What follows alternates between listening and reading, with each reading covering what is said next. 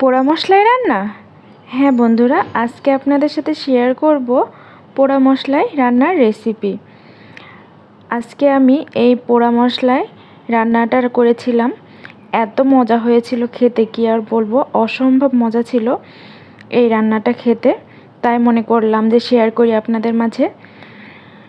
চলুন তাহলে রেসিপিটা শেয়ার করি। আসসালামু আলাইকুম, সবাই কেমন আছেন? প্রথমে আমি চুলায় একটা প্যান বসিয়ে দিয়েছি। প্যানে আমি কয়েকটা শুকনো মরিচ দিয়ে দিলাম, আমার টেস্ট অনুযায়ী দিয়ে দিলাম ঝালটা। আপনারা যে পরিমাণ ঝালটা খেতে চান সেই অনুযায়ী দিয়ে দিবেন। আমি শুকনো মরিচটা একটু টেলে নিয়েছি 1 মিনিট মতো। এরপর এখানে 2টা মাঝারি সাইজের রসুন আর 2টা মাঝারি সাইজের পেঁয়াজ ও 1 ইঞ্চি পরিমাণ আদা দিয়ে আমি এখানে ভেজে নিব 3 থেকে 4 মিনিট মাঝারি আছে। দেখতেই পাচ্ছেন আমি এখানে 4 মিনিট মতো ভেজে নিয়েছিলাম। এর মধ্যে এগুলো ব্রাউন কালার করে ভাজা হয়ে গেছে। এরপর আমি পাটায় মরিচটা প্রথমে বেটে নিব, কারণ মরিচটা একটু শক্ত হয়, বাটতে অনেকটা সময় লাগে। দেখতেই পাচ্ছেন আমি ভালোভাবে বেটে নিচ্ছি। অবশ্যই মাঝারি আঁচে ভালোভাবে রসুন, পেঁয়াজ ও মরিচগুলো ভেজে নিতে হবে। আমি সবগুলো উপকরণ ভালোভাবে ভেজে নিয়েছি। এরপর আমি এখন পাটায় বেটে নিব। মরিচটা অবশ্যই মিহি করে বেটে নিতে হবে। আপনারা আপনাদের প্রয়োজন অনুযায়ী ঝালটা ব্যবহার করবেন। আমি যে পরিমাণ ঝাল খাই সেই অনুযায়ী ব্যবহার করেছি। এখন আমি এখানে পেঁয়াজ, আদা ও রসুন, যেটা আমি চুলায় হালকাভাবে টেলে রেখেছিলাম, সেটা এখন আমি মিহিভাবে বেটে নিব।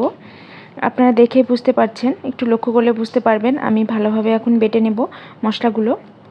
যেহেতু একটু সময় সাপেক্ষ, আমি পাটাতে বাটবো আজকে। আপনারা চাইলে ব্লেন্ড করে নিতে পারেন, আমি আজকে পাটাতে বেটে রান্না করব। মশলাটা অবশ্যই মিহি করে পেস্ট করে নিতে হবে। দেখতে পাচ্ছেন আমি ভালোভাবে বেটে নিয়েছি মশলাটা কয়েকবার। সময় সাপেক্ষ সেজন্য পুরোটা দেখাতে পারি নাই। এখন আমি উঠিয়ে নিব মশলাটা। আমি এখানে নিয়ে নিয়েছি মাছ, বড় মাছ 5 পিস মতো। এখানে আমি পাঙ্গাস মাছ নিয়েছি।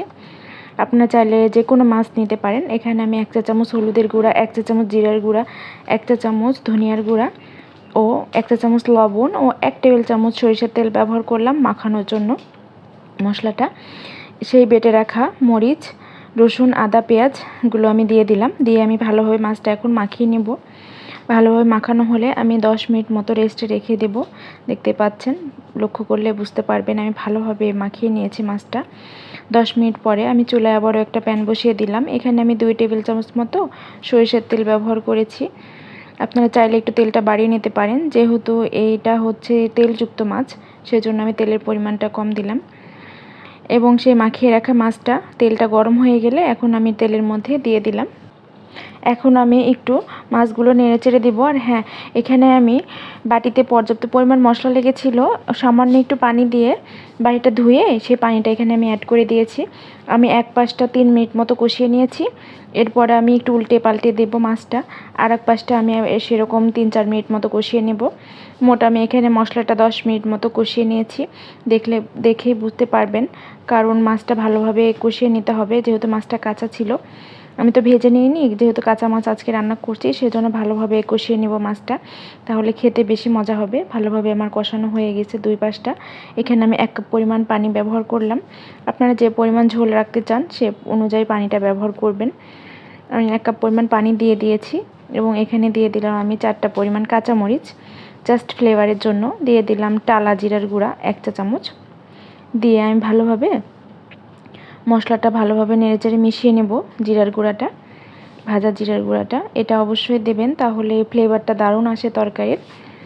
দিয়ে আমি ঢাকা দিয়ে রেখেছিলাম 4 থেকে 5 মিনিট মতো, চুলার আঁচটা মাঝারি রেখে। এর মধ্যে আমার তরকারিটা রান্না প্রায় শেষ। আবারও আমি ঢেকে রেখে দেব একদম চুলার আঁচটা লো করে 5 মিনিট মতো। দেখতেই পাচ্ছেন হয়ে গেছে তরকারিটা। এরপরে আমি পরিবেশন করে দেখাচ্ছি। এবার পরিবেশনের পালা। দেখতেই পাচ্ছেন এই পর্যায়ে আমি পরিবেশন করে দেখাচ্ছি। মাছগুলো আমি একটা পাত্রে নিয়ে নিচ্ছি পরিবেশন করে দেখানোর জন্য। দেখতেই পাচ্ছেন কতটা পরিমাণ লোভনীয় হয়েছে, অনেক লোভনীয় হয়েছে। আর মাশাআল্লাহ দেখতে অনেক সুন্দর হয়েছে, খেতেও অনেক মজা হয়েছিল। আল্লাহ হাফেজ।